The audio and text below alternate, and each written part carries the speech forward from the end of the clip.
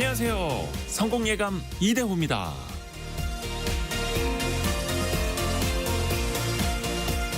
작은 것 하나, 아주 작은 것 하나부터가 나의 인생을 바꿔나갈 수 있습니다.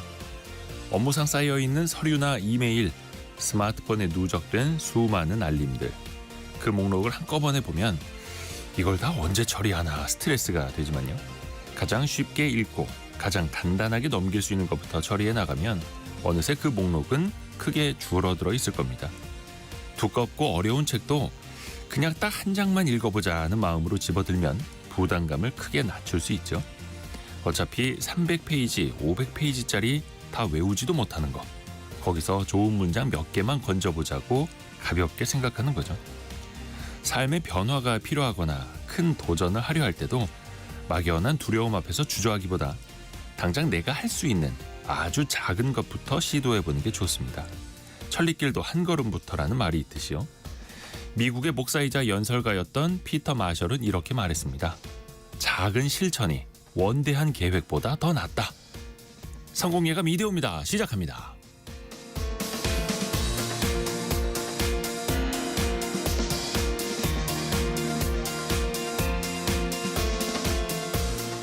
안녕하세요. 이대호입니다. 자, 또 새로운 또 활기찬 한 주가 시작됐습니다. 오늘도 경제상식 퀴즈 빠지지 않고 나갑니다.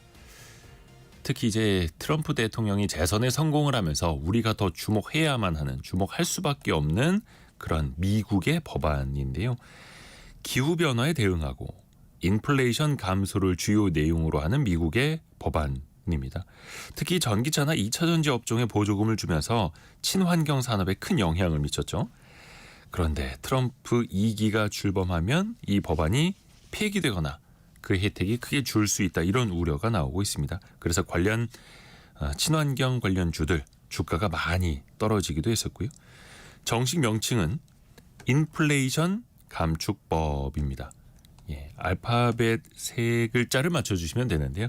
거의 뭐 힌트 다 나갑니다. 인플레이션 리덕션 액트 다 드렸습니다. 후합니다. 자, 영어 알파벳 세 글자 미국의 인플레이션 감축법. 짧은 문자 50원, 긴 문자 100원이 드는 샵 9730으로 보내주시면 되고요. KBS 콩도 좋습니다. 추첨을 통해서 다양한 선물 보내드리고 있고요. 유튜브를 통해서도 함께 하시죠. 성공예감 이대호입니다. 자주 검색하시면 성공이 가까워집니다.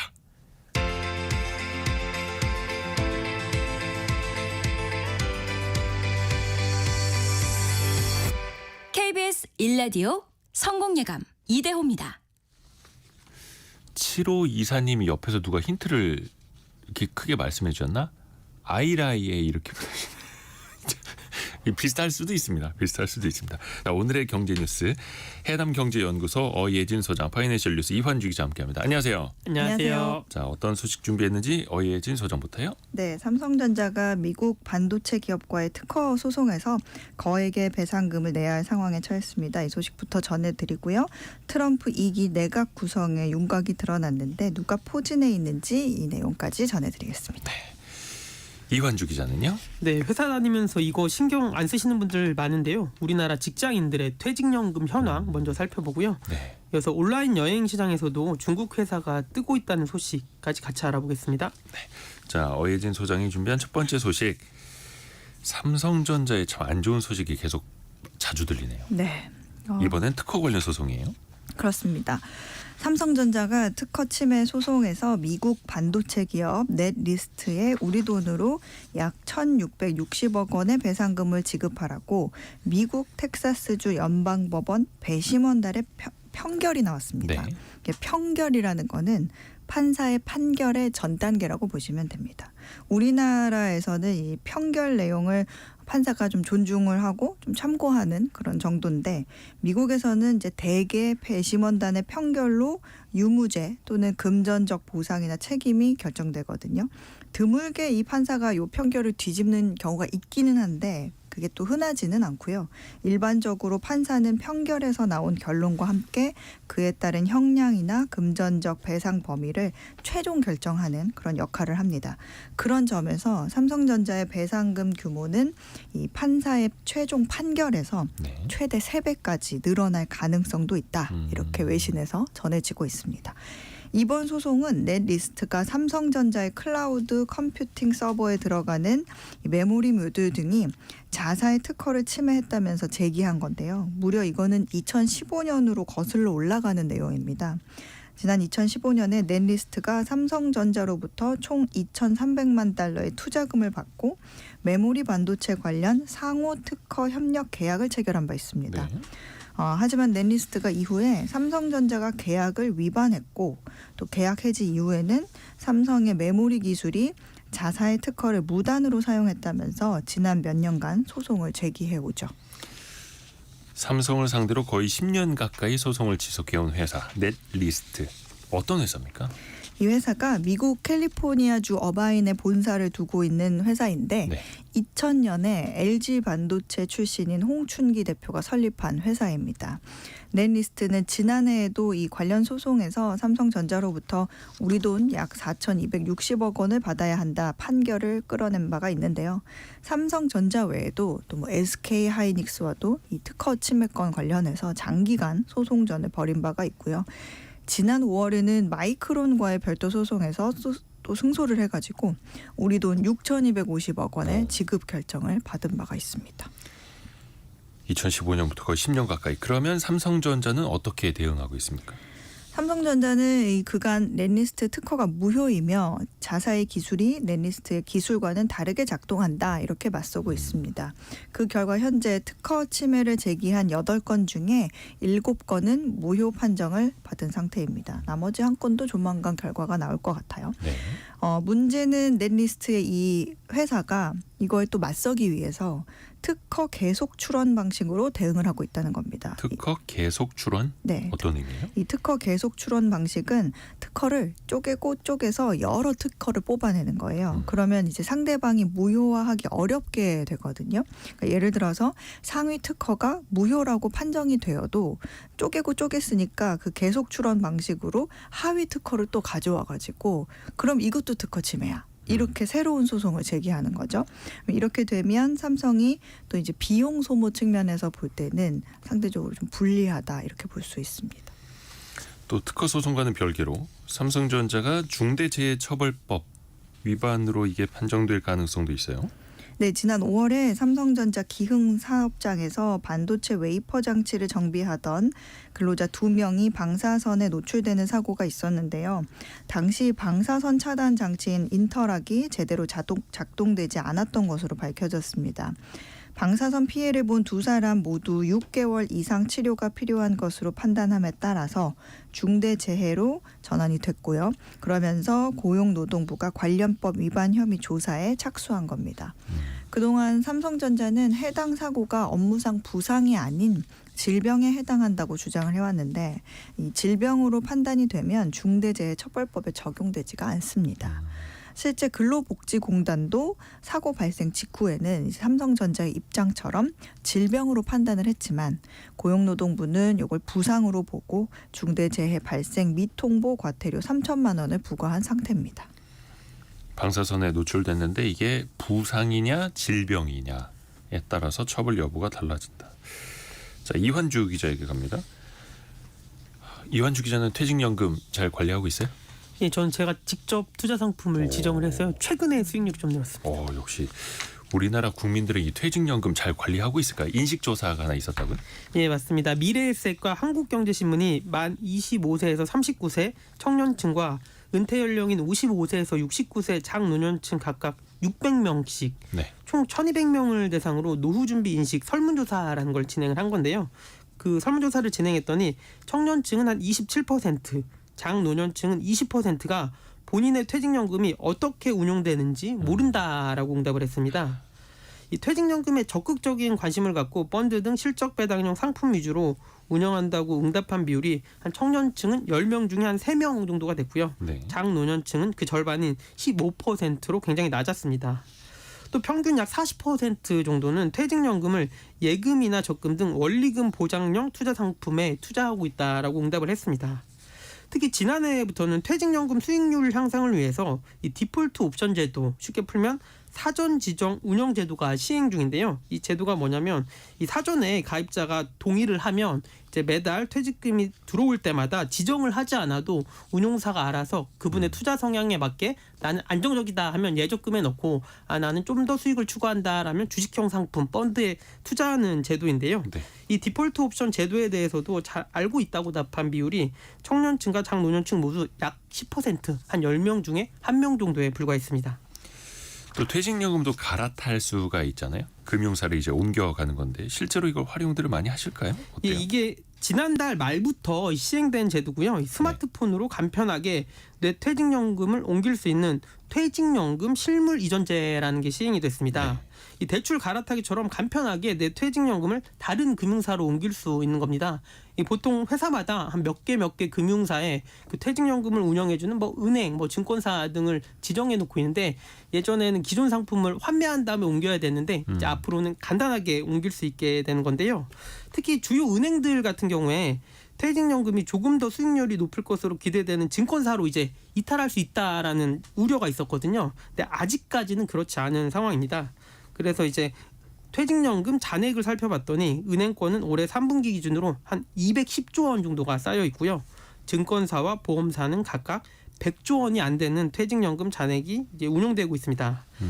지난주 기준 국내 5대 신용은행의 퇴직연금 잔액이 퇴직연금 실물 이전제 시행 전보다 한 4,500억 원가량 증가했거든요. 네. 줄 줄 알았는데 이게 증가했는데 살펴봤더니 이 은행들이 초반에 이제 제도가 시행되니까 빠져나갈까봐 적극적으로 영업을 한 탓도 있고요. 또 오히려. 연말에는 퇴직연금 잔액이 좀 쌓이는 경향이 있다고 합니다.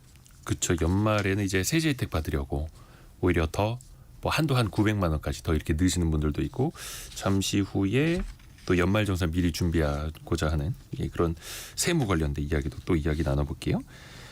최근에 보니까 그래서 그런지 증권사들도 그렇고 금융사들이 상품권 몇만 원 드립니다. 우리 회사로 퇴직연금 옮겨오세요. 이런 캠페인 많이 하더라고요. 그래서 혹시나 계획 있으신 분들은 그런 이벤트 활용하시면 더 좋을 것 같습니다. 다만 이게 또 그 MTS 모바일 활용을 잘 하시는 분들한테만 또 유리할 수도 있어요. 이게 조금 복잡한 면이 있다 보니까 퇴직연금을 이걸 깨는 사람도 많다면서요.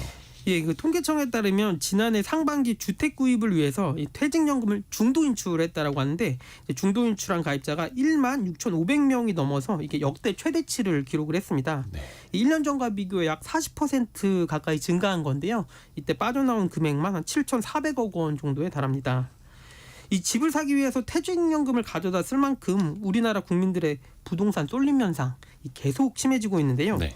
지난해 3월 말 기준 우리나라 가계의 평균 부동산 자산이 전체 자산의 80%를 차지했고요.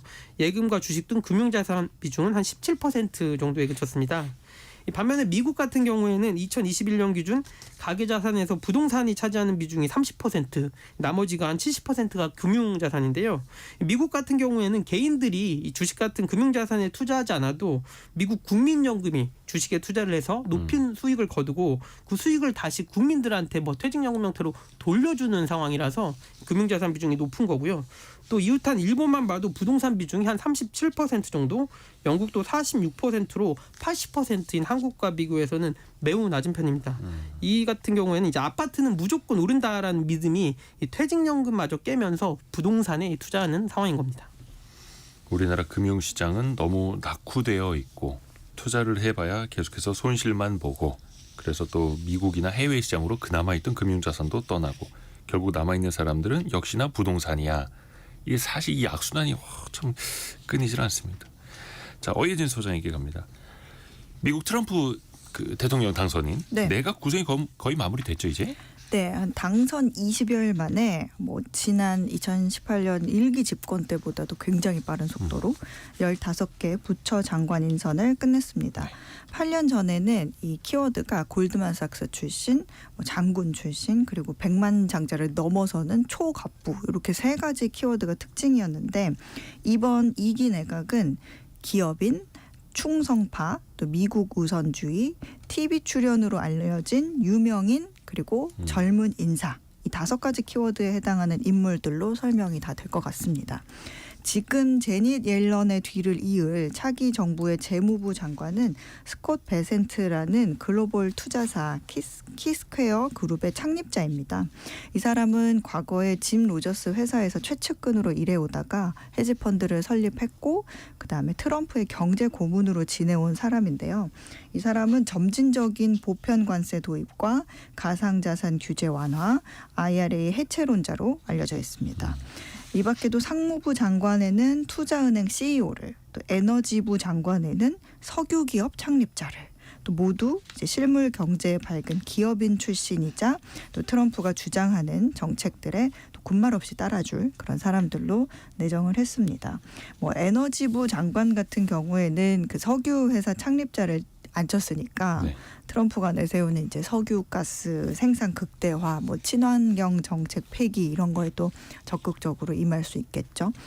한편 트럼프의 충성파이자 또 중국의 강경한 입장을 내세우는 마코 루비오가 미국의 대외 정책을 총괄하는 국무장관에 지명이 됐고요. 또 흑인 같은 경우에는 스콧 터너 주택 도시 개발 장관이 유일합니다. 근데 이 사람은 공화당 내각에서 첫 성소수자이기도 합니다. 성별로 또 따지면 남성이 10명, 여성이 5명인데 그리고 또 주로 이 30대에서 50대 인물들이 내정이 되면서 이제 트럼프 당선자가 최고령이 되거든요. 이 최고령과 좀 밸런스를 맞추려는 그런 모습도 보이고 있고요. 근데 반면에 또 조 바이든 대통령이 뭐 흑인과 라틴계, 원주민 등 어떤 유색 인종과 여성 대거 이렇게 등용한 것과 좀 비교하는 현지 언론도 있었습니다. 한 달도 안 돼서 주요 15개 부처 장관 인선을 사실상 끝낸 건데 네. 빠르게 인선을 마친 만큼 논란도 많아요. 제대로 검증이 됐느냐 이거죠. 그거는 이제 또 TV 출연자 출신을 또 이제 내정을 하다 보니까 그런 얘기들이 좀 나오는데 그 미국의 폭스뉴스 있죠. 네. 그 폭스뉴스가 굉장한 보수이자 친 트럼프 언론으로 유명하거든요. 근데 이번에 그 폭스뉴스 관련 인물들이 3명이나 장관 자리에 임명이 됐습니다. 폭스뉴스 앵커인 피트 헤그세스는 아프가니스탄과 이라크 등에서 복무한 소령 출신이라는 이력이 전부인데요. 네. 과거 이제 또 성범죄를 저질렀다는 의혹이 있어서 앞서 같은 문제로 낙마한 법무장관 지명자처럼 될 여지가 좀 있습니다. 또 교통부 장관으로 지명된 쇼온 더피 역시 현재 폭스 비즈니스의 TV쇼 진행자이자 전 미국 하원 의원, 로비스트, 검사를 지낸 인물이고요. 법무장관으로 새롭게 지명된 펜 본디의 경우에는 이 사람은 과거 트럼프 탄핵 재판의 변호인 중 한 명이었고요. 또 플로리다주의 법무장관을 지낸 인물입니다. 법무장관 재직 중에는 또 폭스뉴스 프로그램의 출연과 진행을 하면서 인지도를 쌓아왔죠. 이런 가운데 좀 의외다 싶은 인물도 있는데 네. 바로 교육부 장관으로 지명된 린다 맥마흔입니다. 이 사람은 프로레슬링 선수 출신이에요. 네. 근데 또 프로레슬링 엔터테인먼트를 설립한 사업가이기도 하고요. 이게 주 교육위원을 맡은 바가 있고 트럼프 일기 당시에 중소기업 청장을 맡았는데 이 사람 역시 이제 TV에서 얼굴을 주로 알리면서 인선에 대한 말이 좀 나옵니다. 다만 이 트럼프 당선자가 TV 진행자 등 얼굴을 알린 인물을 다수 등용한 것에 대해서 이제 일각에서는 이제 미디어의 영향력을 아는 트럼프가 자신의 의제를 좀 미국인에게 가장 잘 전달하고 또 비판적인 주류 매체들로부터 좀 정부를 방어할 수 있는 그런 인물들을 선택한 거다 이런 해석이 있습니다. 본인이 미디어의 영향력으로 그렇게 또 스타가 되었고 네. 더 큰 영향력을 발휘했듯이 다른 장관 후보자들도 마찬가지네요. 이완주 기자 얘기합니다. 요즘 뭐 C커머스, 중국 이커머스 기업들의 공습이라고도 우리가 표현을 많이 하는데 항공권 예매 시장에서도 이게 중국 기업이 빠르게 또 치고 올라오고 있네요. 예, 그 중국 자본 회사인 트립닷컴이라는 회사가 있는데요. 최근 국내 항공권 시장에서 빠르게 성장을 하고 있습니다. 네. 트립닷컴은 항공권 가격 비교 사이트인 스카이스캐너, 저도 굉장히 많이 이용하는 사이트인데 이 회사를 보유했고 또 중국 여행 사이트인 시트립 등을 보유하고 있습니다. 특히 올해 7월에서 10월까지 국내 항공권 발권 시장에서 이 트립닷컴이 점유율 6위를 기록했는데요. 트립닷컴 점유율 2년 전에는 13위에 불과했는데 2년 만에 7계단이나 성큼 순위가 올라간 겁니다. 특히 국내 항공권 발권 시장에서 이 해외 업체로는 유일한 상황인데요. 현재 국내 발권 시장 1위와 2위는 다 들으면 아시는 하나투어, 그리고 2위는 인터파크 트리플로 각각 15%가 넘는 점유율을 보이고 있고요. 이 트립닷컴이 한 5% 수준으로 빠르게 따라오고 있습니다. 트립닷컴의 빠른 성장 비결은 그 저렴한 가격이라고 꼽히는데요. 항공권 가격 비교 사이트인 스카이스캐너와 연계해서 이 최저가로 항공권을 제공하는 겁니다. 이 유통사들이 자체적으로 만든 저렴한 PB 상품을 온라인상에서 우선 노출하고 이 판매하는 것과 비슷한 전략인데요. 검색했을 때 가장 저렴하다라고 뜨니까 소비자 입장에서는 이 손이 가는 겁니다. 그렇죠. 또 더불어 트립닷컴은 항공권, 숙박, 현지 투어 등 상품도 이 판매를 하면서 영역을 확장하고 있는데요. 이 국내 온라인 여행사들도 이러면서 이제 긴장하는 분위기입니다. 특히 해외 숙박 예약 시장의 경우에는 이미 트립닷컴, 아고다 같은 글로벌 회사들의 비중이 70%에 달하는데 이제 국내 여행사들이 좀 수성을 지켰던 이 항공권마저도 해외 사이트가 침략하는 거 아니냐 이런 우려가 나오고 있습니다. 그러네요. 또 가격이 싸면 소비자 입장에서 손이 안 나갈 수도 없고요. 지역 공항들도 간만에 활기를 찾고 있다고요? 예, 저비용 항공사들이 해외 노선을 늘린 탓으로 풀이가 되는데요. 현재 국내에는 김포, 김해, 제주, 대구, 청주, 무안, 양양공항 등이 있는데 이곳을 통해서 10월까지 올해만 1,500만 명 이상이 해외로 나갔습니다. 이제 1년 전과 비교하면 50% 이상 늘어난 수치고요. 네. 코로나19 이전 정점과 대비해도 약 90%에 해당하는 수치입니다. 같은 기간 인천공항을 통해서 해외로 나간 여객 증가율이 한 30% 정도였는데 인천과 비교해서 지방공항을 통해서 해외로 나가는 사람의 비중이 그만큼 빨리 늘었다라는 의미고요. 특히 청주공항의 성장이 눈에 띄는데요. 올해 10월까지 120만 명이 넘게 해외로 나갔는데 청주공항 개항 이후에 100만 명이 넘어선 것은 올해가 처음이었습니다. 하지만 여전히 전국 15개 공항 중에 인천, 김포, 제주, 김해, 대구공항을 제외하고는 한 10개 공항 정도가 이 만성 적자에 시달리고 있어서 적자를 해결할 방안도 필요하다라는 지적이 나옵니다. 그나마 좀 사정이 나아지고 있는 지방 공항도 이제 해외 노선을 많이 이제 뚫게 되면서였는데 해외에서 많이 들어와서라기보다는 그 지역에서 해외로 많이 나가시면서 지역 공항이 활성화되는 거예요. 예, 그리고 대부분 저가 항공 위주라서 또 수익성 부분도 뭐 인천 같은 국제공항과 비교하면 그렇게 또 좋지는 않을 것 같습니다. 파이낸셜 뉴스 이환주 기자 그리고 해담경제연구소 어예진 소장 함께했습니다. 고맙습니다. 감사합니다.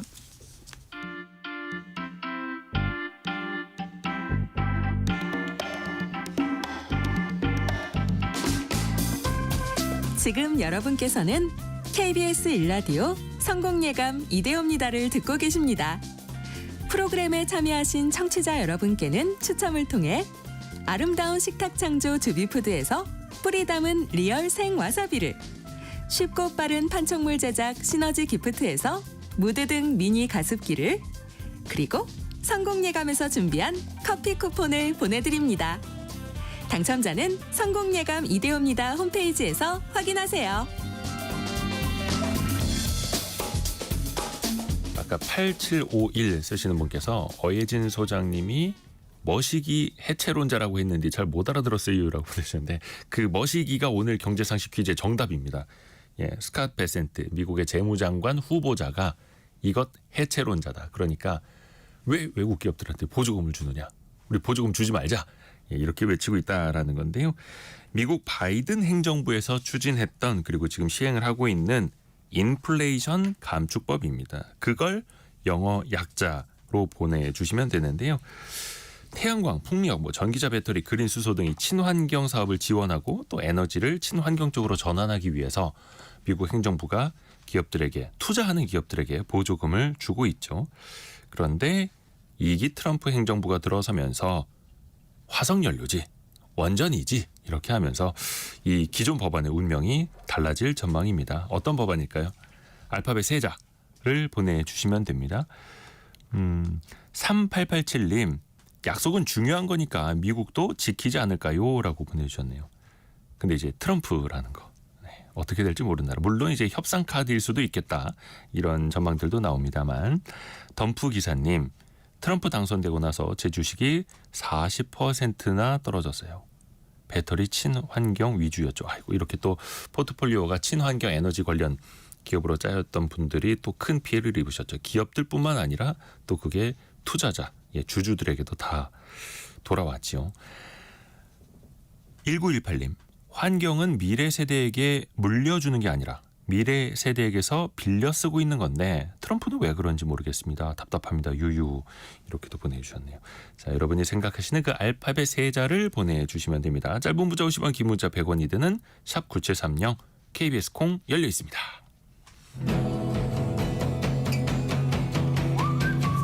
오늘의 움직임에 주목하고 세상의 흐름을 놓치지 않습니다. 여러분의 내일을 응원하며 성공의 열쇠를 함께 찾아갑니다. 성공 예감 이대호입니다. 그러고 보니까 11월도 벌써 일주일밖에 안 남았네요.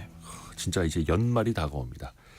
가정에서는 김장을 해야 하고 직장인들은 연말정산을 준비해야죠. 한 푼이라도 세금을 좀 아낄 수 있는 방법 같이 따져보시죠. 슬기로운 세무생활 누리세무그룹의 김철훈 세무사와 함께합니다. 안녕하세요. 안녕하세요. 김철훈 세무사입니다. 이게 근데 항상 연말정산 언제 해야 하는 건지도 헷갈리는데 네. 국세청에서는 연말정산 미리 보기 서비스 이미 열려 있다고요. 예, 맞아요. 내년 초에 이제 하는 연말정산이 궁금하신 근로자분들을 위해서 국세청에서는 지난 15일 날 이제 연말정산 미리 보기 서비스를 개통을 했는데요. 이제 국세청 홈택스를 통해서 미리 내가 받을 연말정산 금액이 얼마가 될지 계산을 해볼 수 있는 서비스인데요. 네. 이걸 보면서 내가 조금 더 카드를 써서 공제를 받아야겠다라는 전략을 세울 수 있는다든지 네네. 아니면 저축액을 조금 더 늘린다든지 하는 공제 방법을 찾아볼 수가 있습니다. 이제 사용을 하는 방법은요. 홈택스에 접속을 하셔서 로그인을 하신 다음에 검색창에 연말정산 미리 보기로 들어가서 미리 계산을 해볼 수가 있어요. 여기에서 이제 제공되고 있는 서비스는 이제 먼저 신용카드 소득공제액을 미리 계산을 해볼 수가 있고요. 그리고 내년에 내가 납부를 한다거나 아니면 돌려받을 연말정산 예상 세액을 계산을 해볼 수가 있고요. 마지막으로 이제 최근 3개년 동안 내가 받았던 공제 혜택을 뭐 있는지 확인을 해볼 수가 있고 절세 팁도 확인을 해볼 수가 있습니다. 근데 요즘에는 원체 그 전산 처리도 잘 돼 있어서 네. 어떤 뭐 기업에서 처리한 세무 상황이 바로바로 국세청으로 넘어가잖아요. 네. 그래서 자동으로도 할 수 있고. 근데도 서류를 또 따로 준비해야 되는 것들이 있더라고요. 왜 그런 거예요? 예전에 비해서 사실 연말정산 서류가 많이 줄었어요. 줄긴 줄었죠. 예, 근로자가 직접 챙겼어야 했지만 이제는 전산으로 많이 제공이 되고 있는데 그럼에도 불구하고 제공이 안 되는 것들이 있어요. 예를 들면 이제 퇴직하신 분들이라고 하면은 퇴사한 전에 다니던 회사의 원천징수 영수증이라든지요. 아니면 월세 세액공제를 받으시려는 분 같은 경우라면은 본인의 주민등록 등본 그리고 임대차 계약서 사본 그리고 월세를 내가 냈다라는 이체 내역 등이 나와 있는 납부 증빙 서류 이런 것들은 직접 준비를 하셔서 회사에 내야 됩니다. 또 기부금 공제를 받으시려는 분이 있다면은 뭐 기부처에서 받은 기부금 영수증이라든지 아니면 교회나 절 같은 종교단체에 냈던 기부금이 있다고 하면 마찬가지로 이 경우에 있어서 그 기부처에서 받은 기부금 영수증을 준비를 직접 하셔야 됩니다. 또 이제 직장인들의 불만 중에 하나가 네. 어차피 우리는 유리지갑 아니냐. 우리가 내는 거 쓰는 거 다 포착되지 않느냐. 근데 왜 연말정산을 귀찮게 매번 해야 되느냐. 이런 질문들 많이 하시거든요. 맞아요. 연말정산을 해가지고 한 번 더 번거롭게 해야 되는 이유를 설명드리기 위해서는 이 연말정산의 흐름을 잠깐 설명을 드려야 되는데 네. 이 연말정산은요. 쉽게 말해서 내가 지금까지 냈던 세금을요. 내가 많이 냈다고 한다면은 나라에서 그걸 다시 돌려주는 과정인 거고요. 내가 적게 냈다고 하면은 나라에서 더 받아가는 거기 때문에 일종의 정산을 한다고 보시면 돼요. 뭐 직장인분들 보시면 항상 이제 급여 월급을 받을 때 세금이 떼어진 나머지 금액만 들어오기 때문에 급여가 왠지 쪼그라들어가지고 네. 들어오는 느낌이 들 거예요. 이때 우리 급여에서 미리 떼가는 게 바로 대표적인 소득세인데 연말정산은 이 소득세를 실제로 내가 내야 될 세금보다 더 냈는지 아니면 덜 냈는지 확인을 하고 그걸 정산하는 과정이라고 보면 됩니다.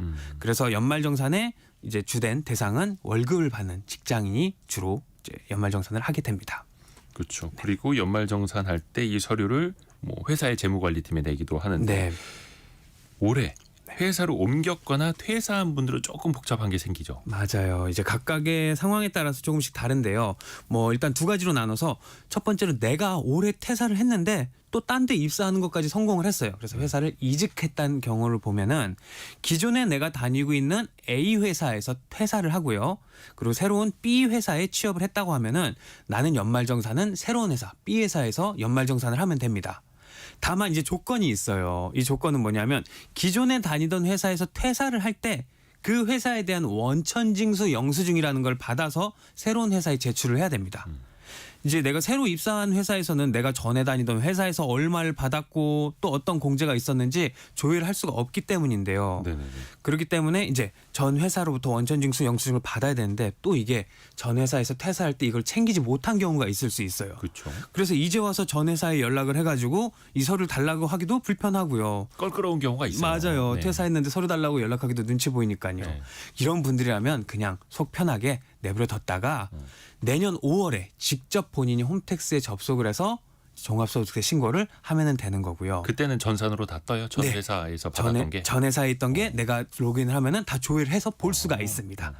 또 두 번째 경우는 이제 내가 올해 퇴사를 했는데 새로운 회사에 아직 입사를 못했 경우라고 한다면은 네. 연말정산 이런 분들은 안 하시면 되고요. 내가 추가로 더 제출해서 내가 공제받거나 환급받을 내용들이 있다라고 한다면 5월 달에 종합소득세 신고를 직접 하시면서 환급을 받으시면 됩니다. 서은비님이 직장인인데 네. 회사를 거치지 않고 직접 해도 되나요? 연말정산을 이렇게 보내주세요. 네, 연말정산이라는 건요. 사실 종합소득세 5월 달에 종합소득세 하는 거를 조금 더 간편하게 편하게 해드리는 거예요. 간단하게. 간이 세금 신고라고 보시면 되기 때문에 내가 회사 통하지 않고 회사에 제출하기 좀 불편한 서류들이 있다고 한다면은 아하. 제출하지 마시고요. 연말정산은 그냥 기본적인 내용들만 처리하시고 본인이 5월 달에 종합소득세 신고를 하시면서 철저하게 본인이 필요했던 뭐 환급이라든지 추가로 제출할 서류들 다 제출해서 환급을 받으시면 됩니다. 그것도 추가 서류가 있다면 네. 스캔을 해서 홈택스로 이제 업로드를 하면 되는 거죠. 네, 맞습니다. 네.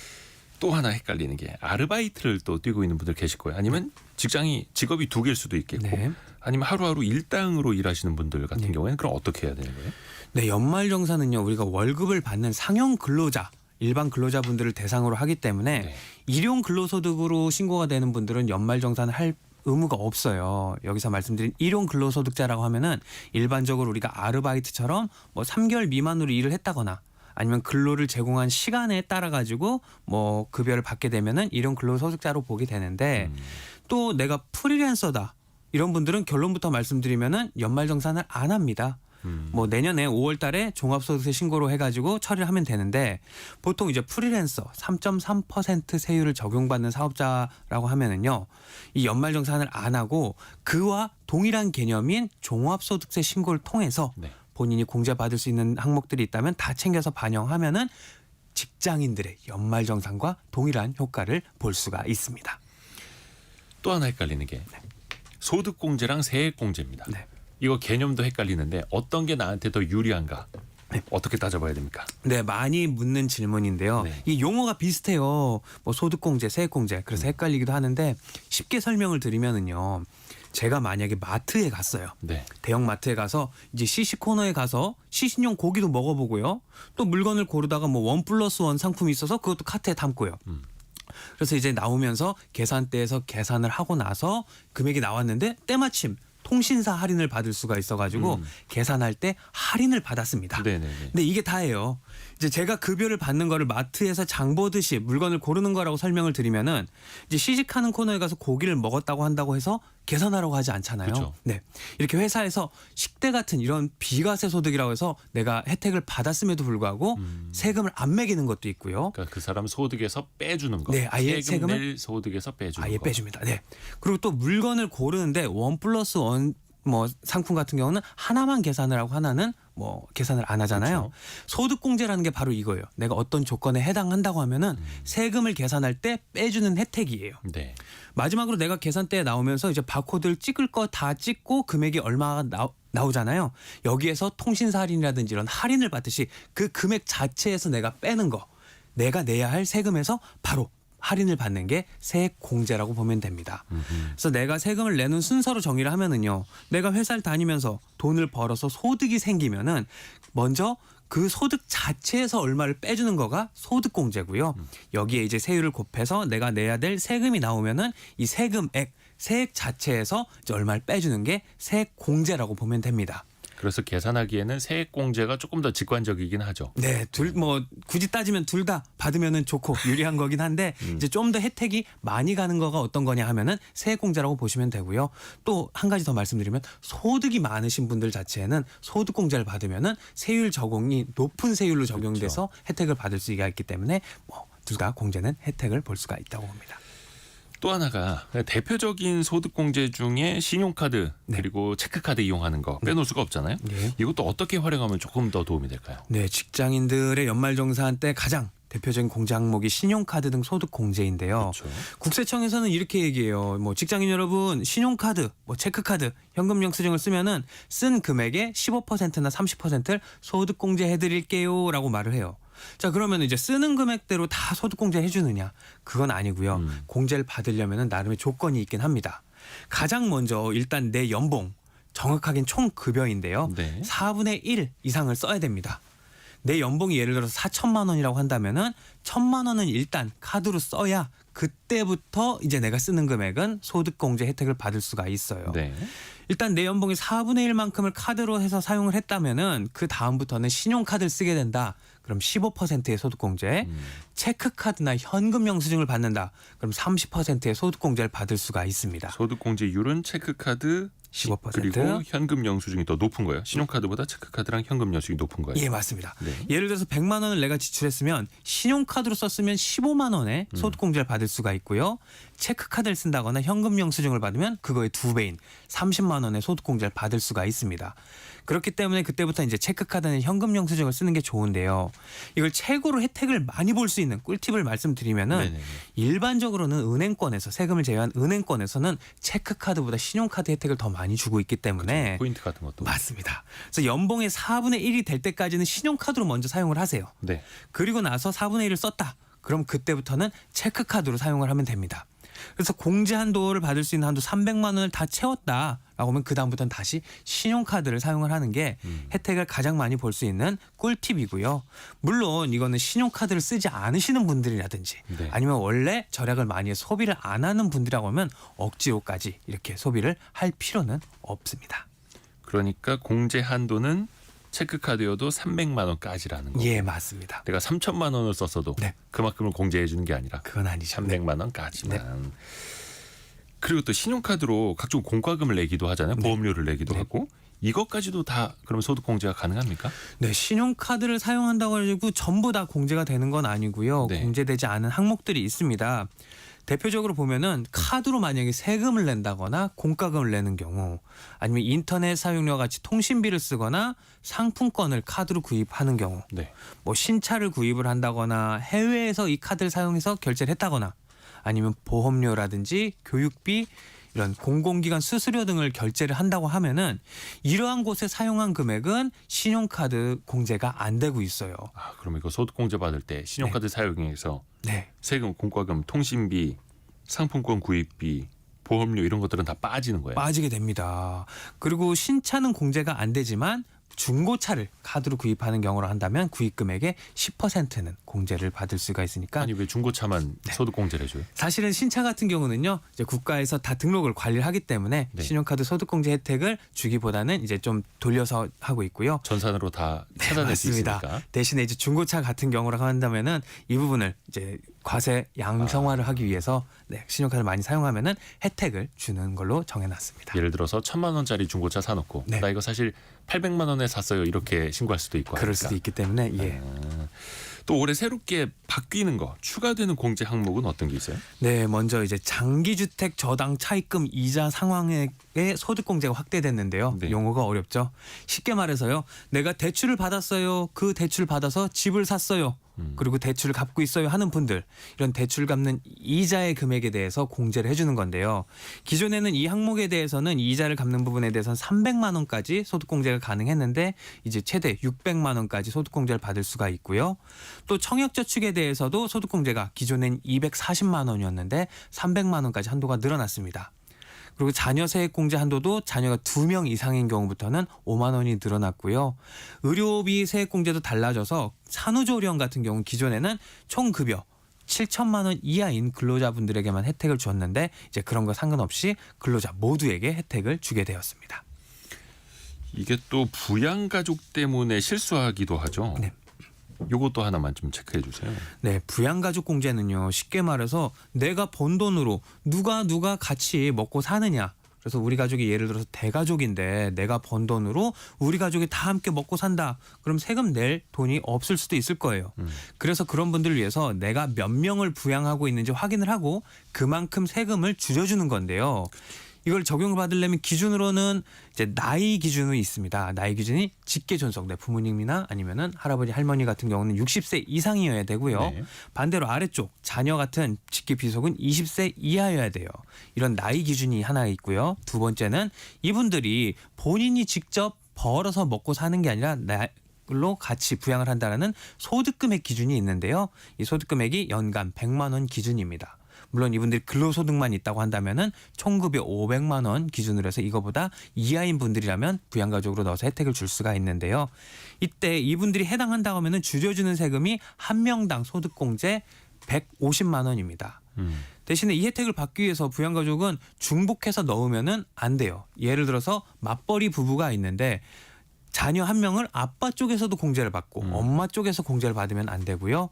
마찬가지로 연로하신 아버지를 첫째 아들도 부양가족으로 해서 넣고 공제를 받고 둘째 아들도 부양가족으로 해서 공제를 넣으면 안 되게 됩니다. 중복해서 공제를 받으면 안 된다. 예, 맞습니다.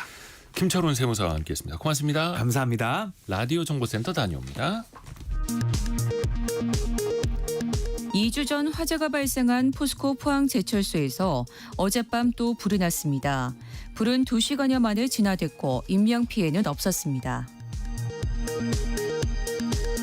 대통령 부부 공천계 모욕에 발단이 된 이른바 칠불사 회동과 관련해 검찰이 지난주 개혁신당 당대표 비서실장 김범준 씨를 불러 조사한 것으로 확인됐습니다. 이재명 더불어민주당 대표의 이른바 위증교사 혐의 1심 선고가 오늘 나옵니다. 지난 15일 공직선거법 위반 1심 선고 때처럼 법원 주변은 수천 명이 참가하는 찬반 집회가 예정돼 있습니다. 국내 증시의 부진 속에 올해 3분기 자산운용사 483곳의 당기순이익은 4,208억 원으로 전분기보다 26.9% 감소했습니다. 적자 회사 비율은 10.3%포인트 증가한 54%로 집계됐습니다. 지금까지 라디오 정보센터 뉴스 정한나였습니다. 내가 죽거나 혹은 치매 같은 걸 진단받았을 때 그 이후에도 내 재산을 안정적으로 관리해 주세요. 신탁이라고도 하는데요.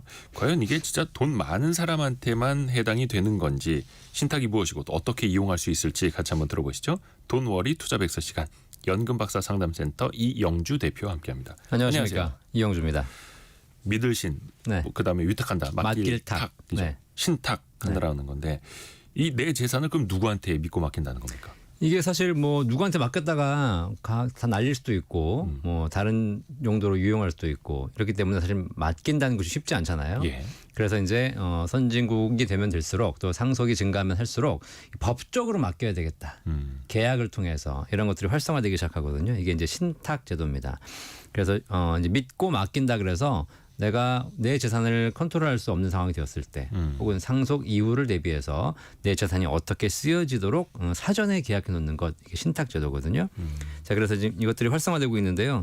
일단 신탁 개혁은 위탁자와 수탁자가 있습니다. 네. 위탁자는 맡기는 사람이고 수탁자는 그 신탁을 이제 받아서 하는 사람인데 네. 위탁자가 수탁자에게 신탁 재산을 맡기고 운용 방법이나 어떻게 지급해라라는 이런 것들을 다 지시합니다. 그리고 수탁자는 그 위탁자의 지시에 따라서 그대로 운용하고 지급하는 것을 하게 되는 것이죠. 사전에 약속한 대로. 네. 실제 우리나라 지금 금전 신탁이나 유가증권 신탁, 부동산 신탁 같은 것들이 좀 제도가 있긴 하지만 네. 이게 이제 활성화되어 있지 못하는 것이고 이게 근본적으로 내 재산을 물려주는 이런 대상이 아니라 그냥 자산을 관리하는 용도로만 쓰이고 있는 거죠. 그래서 사실 이게 뭐 유언 신탁도 있고 증여 용도도 있고 아니면 네. 이제 치매에 걸렸을 때를 대비한 그런 신탁도 다양하게 그렇지. 있다고 네. 하는데, 그러면 어떤 재산이든 다 신탁에 맡길 수 있는 거예요? 네, 실제로는 뭐 다 맡길 수 있습니다. 뭐 예를 들면 지금 현재 주식이라든가 펀드 뭐 이런 걸 갖다가 직접 운용하시는 분도 계시고 네. 이걸 맡겨서 하시는 분도 계시고 이렇게 있잖아요. 그죠? 네. 자, 그런데 내가 뭐 정상적일 때는 이걸 내가 직접 하는 게 낫죠, 사실. 누구한테 맡겨요. 내가 알아서 주면 되고. 내 자녀에게 뭐 애들한테 얘기합니다. 너 공부 잘하면 아빠가 이번 달에 한 달에 용돈 10만 원씩 줄 거야. 그냥 내가 직접 주면 되는 것이죠. 네. 그런데 내가 이걸 컨트롤할 수 없는 상황이 생기는 거죠. 그럴 수 있죠. 말씀하신 대로 치매라든가 혹은 뭐 장애인 자녀를 두는 경우도 있을 수 있고요. 그다음에 내가 사망한 이후에 내 재산이 내가 사망한 이후에 내가 컨트롤할 수 없잖아요. 이런 것들에 대해서 신탁이 필요한 건데 지금 우리 사회가 점점점 고령화되고 있잖아요. 네. 그러다 보니까 또 고령화되어 가고 있으니까 내 재산을 관리하기 어려운 상황이 오고 있다는 겁니다. 그리고 내가 사망한 이후에는 내 재산이 또 어떻게 쓰여질지 누가 그런 얘기 하시더라고요. 상속 재산은 상속이 되면 사망과 동시에 6개월 안에 다 정리가 끝난다. 근데 신탁은 사망한 이후에 시작이 된다. 그래서 내가 하늘나라에 있어서도 내 마음대로 내 재산이 움직이게 하는 것 이게 신탁인 것 같고요. 그래서 지금 현재 그 유언 신탁 그다음에 무슨 뭐 장애인 자녀를 위한 장애인 신탁, 치매 신탁 이런 것들이 하나씩 더 활성화되고 있습니다. 그냥 한 방에 다 상속 증여해 주는 게 아니라 내가 하늘나라 가서도 그렇죠. 매월 얼마만큼 누구에게 어떻게 돈이 가도록 네. 설정을 해놓는 거네요. 그렇죠. 그걸 이제 금융사가 해주는 네. 거고요. 근데 이제 금전이나 유가증권 신탁 이런 것들은 다 있었지만 생명보험 정작 죽어서 받을 때 가장 많이 받는 게 생명보험이거든요. 예. 사망보험. 예. 이 생명보험은 현재 신탁이 제한되어 있었거든요. 근데 이번에 지난 11월 12일 날 보험금 청구권 신탁 제도가 시행됐습니다. 이게 되면서 이제 생명보험도 신탁이 가능해졌고요. 생명보험사도 신탁업자로 등록해서 보험금을 이제 생명보험사에서 가지고 있다가 그 위탁자가 원하는 대로 지급하는 방법이 가능해진 거죠. 근데 특히 이제 보험 같은 경우에는 계약자, 수탁자가 다르고, 그러니까 네. 수익자가 다르고, 네. 수익자 예를 들어서 내 아내나 자식에게 돌아가도록 해달라 이렇게 지정을 해놓을 수가 있잖아요. 네네네. 그거랑은 어떻게 다른 거예요? 그럼? 지금도 가능하죠. 내가 보험을 가입해서 사망했을 때 내 사망보험금을 누구에게 얼마를 줘라. 네. 가능한데 그건 일시금 지급입니다. 그냥. 생명보험사 입장에서는 사망보험금 1억이 나왔다. 그러면 배우자나 자녀에게 1억 지급하고 끝나는 거죠.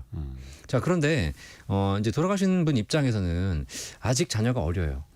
자녀에게 5천만 원, 1억, 뭐 5억, 10억을 물려준다 한들 결국은 주변에 이상한 사람들이 많아져서 결국은 다 뺏길 수도 있는 것이고 그렇죠. 그 자녀가 재산을 컨트롤하기 어려울 수도 있는 것이고 네. 이러다 보니까 돌아가시는 시점에 이게 일시금 주지 말고 얘를 뭐 1,000만 원씩 나눠서 줘라.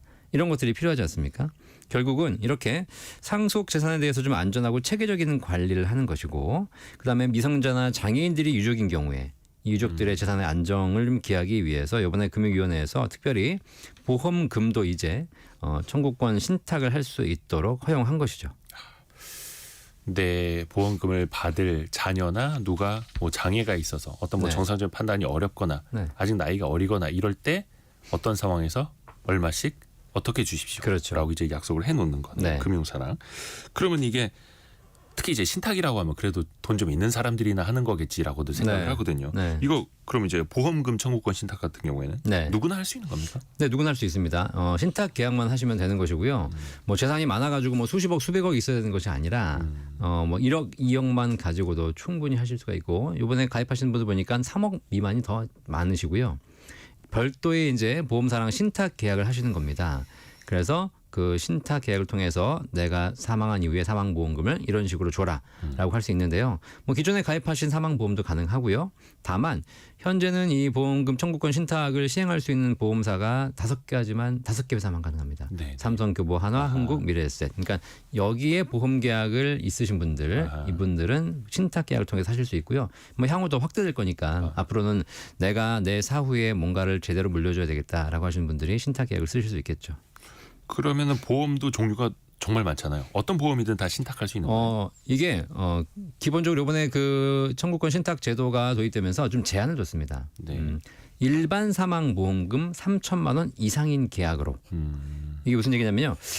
사망 보험 중에 재해 사망이나 뭐 특정 질병 사망 이런 게 있어요. 네. 이거는 신탁 계약을 해봐야 그분이 그런 재해로 돌아가실지 특정 질병으로 돌아가실지 알 수가 없는 거지 않습니까? 네. 실제로 신탁 계약을 해도 의미가 없기 때문에 일반 사망이라는 게 뭐냐면 사망 사유에 제한 없이 보장되는 보험금. 이 일반 사망 보험금이 3천만 원 이상인 계약에 대해서만 신탁 계약을 설정할 수 있고요. 그다음에 그 계약에 대해서 계약 대출을 받으시면 안 됩니다. 중간에 다 빼버리면 의미가 없지 않습니까? 그렇죠. 그다음에 계약자와 피보험자와 위탁자가 동일인이어야 되고 신탁 수익자는 직계 존비속하고 배우자까지만 가능한 걸로. 내가 누군가에게 줄 때 뭐 이걸 가지고 내가 아는 사람에게 나눠줘라 이런 건 불가능하고 배우자와 직계 존비속으로 하는 경우에만 제한이 됩니다. 좀 더 쉽게 우리 청취자분들이 이해하실 수 있게끔 실제 사례를 들어서 설명해 주시면 좋을 것 같아요. 네, 최근에 가입하신 사례를 보니까 말기암 판정 받으신 어머니가 네. 내 사망보험금이 아직 자녀가 어리니까 자녀에게 한 번에 지급되지 말고 월 300만 원씩 9년간 나눠주세요. 이렇게 신탁 계약한 사례가 있고요. 네. 그다음에 할머니가 손주가 결혼하는 날 축의금으로 줘라. 이렇게 계약하신 경우도 있고. 그런 것도 가능해요? 네, 내가 사망한 이후에 바로 나오는 것이 아니라 그 이후에 몇 년이 지나든 손주가 결혼하면 줘라. 그다음에 자녀가 40세까지는 이자만 주고 40세 이후부터는 목돈을 나눠줘라 이렇게. 왜냐하면 얘가 빨리 쓸 수 있으니까요. 이렇게 다양하게 좀 할 수 있고요. 특히 이제 부모가 장애인 자녀가 있는 경우에 장애인 자녀를 위해서 정기적으로 나눠줘라 이런 계약들이 지금 나오고 있습니다. 1920님이 만약에 신탁회사가 망하면 어떻게 되나요? 네, 또 신탁회사에 맡기는 건 얼마 정도의 수수료를 챙겨갈까요? 네, 지금 유의하실 사항이 신탁 수수료가 발생하거든요. 네. 지금 크진 않은데 한 0.0 몇 프로 이렇게 발생합니다. 아직까지는 크진 않지만 어쨌든 수수료가 있다는 거 좀 알고 계셔야 될 것 같고. 금융회사니까. 네. 그다음에 상품에 따라서 예금자가 보호가 되는 상품들은 다 보호가 되고요. 그렇지 않은 상품들도 다 신탁회사가 잘 보관하고 있으니까 큰 걱정하실 필요는 없겠습니다. 혹시 이게 재산이 적은 분들도 할 수 있는 방법이 있습니까? 예, 이게 사실 보험 가입하신 분들은 돈이 좀 있으신 분들이잖아요. 네. 그래서 지금 현재 국가에서 공공신탁 제도를 추진하고 있습니다. 그래서 국민연금공단이 수탁자가 되어서 네. 좀 고령자나 재산 관리가 어려우신 분들을 대상으로 수탁해서 재산을 관리하고 지급해주는 이런 제도도 도입 중이니까 이제 이런 부분들 우리 사회에 활성화될 거라고 생각합니다. 정말 적은 돈이라도 내가 떠났을 때 제대로 좀 관리되기 위해서 오늘 이제 신탁 제도에 대해서 들어봤습니다. 연금박사 상담센터 이영주 대표와 함께했습니다. 고맙습니다. 감사합니다. 감사합니다. 오늘은 우리 증시가 좀 반등을 하고 있는데요. 코스피는 1%, 코스닥은 2% 가까이 반등하고 있는데요. 앞으로는 어떨까요? 2부에서는 개미스쿨 시간에 김영희 교수와 함께 이번 주 국내외 주요 경제 이슈들 살펴봅니다. 잠시 뉴스 들으시고요. 10시 5분에 금방 다시 뵙겠습니다.